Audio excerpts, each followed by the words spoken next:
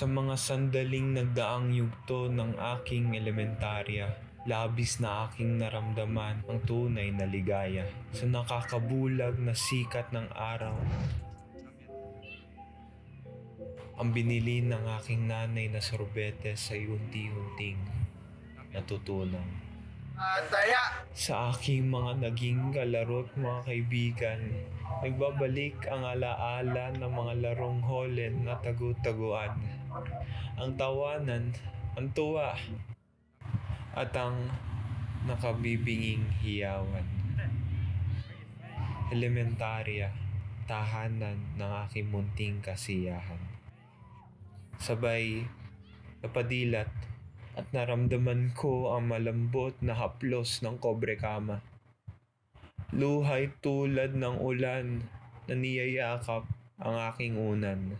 Ngunit sa bawat alaalay ako'y lubos na nagpapasalamat at hindi ito kakalimutan.